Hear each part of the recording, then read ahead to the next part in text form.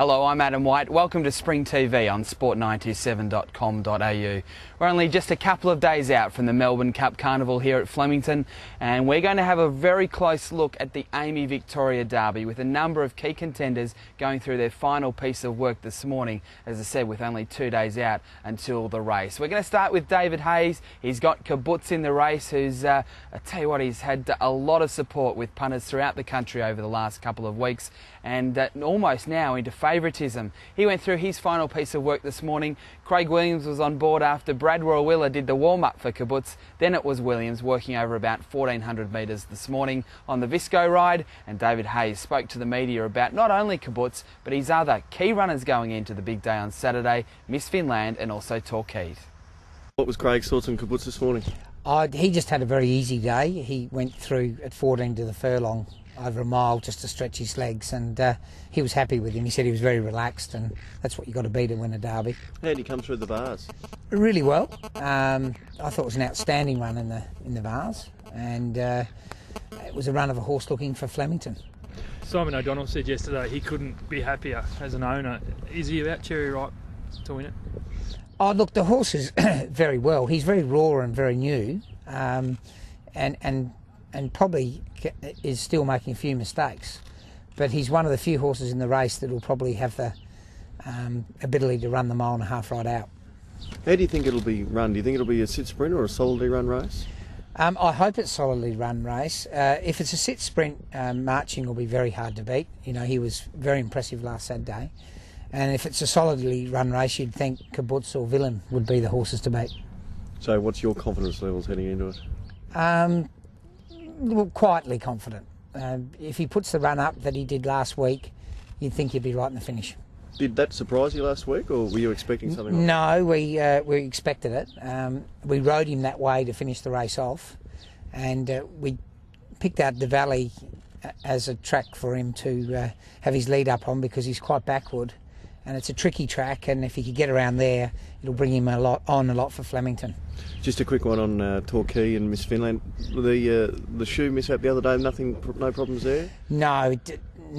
Luckily he didn't tread on it, he just threw it straight off and he was able to work, and he actually worked very, very well. He beat Blue Monday in his gallop. And the Finns, it's D-Day for her on Saturday. If she doesn't run a slasher, she'll be going to the paddock. And if she runs a bold race, she'll be one of the horses to beat in the Cup for sure. So at this stage, how many do you think you'll have in the Cup if Miss Finland goes well? 4 to 5, I would say. There's a chance Laser Sharp may not run. He might be saved for the Queen Elizabeth, and we'll set him for the Melbourne Cup next year. He's hit form, but I think he's a bit young and tender. You were out here on Tuesday. From what you might have seen or heard, is Purple Moon and Master O'Reilly, are they the two in your mind? I think Master O'Reilly, if he hasn't lost his Caulfield Cup form, he's obviously the horse to beat, and his favourite and deserves to be.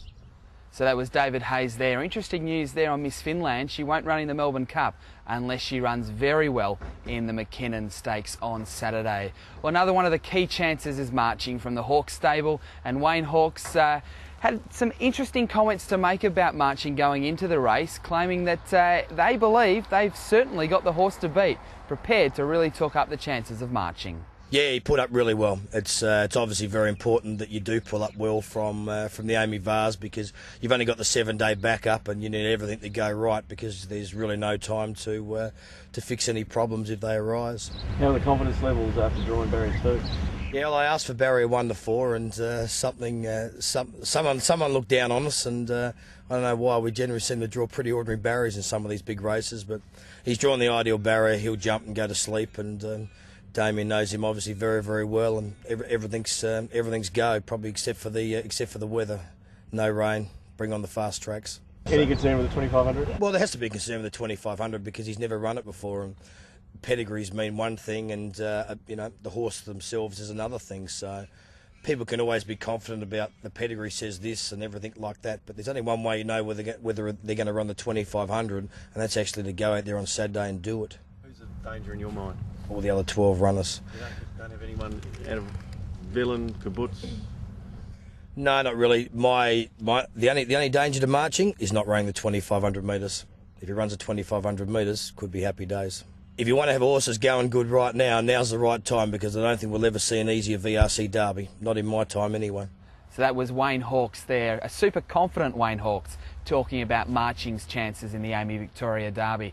I can't remember a trainer being so confident going into a Group 1 race as what Wayne Hawkes is. But anyway, that's the mail from the Marching stable. Well, Marching and Kibbutz weren't the only two to go around this morning. Before daybreak, before the cameras were rolling, we had Danny O'Brien send around Villain, and also Nigel Blackiston and Latorio went round before daybreak.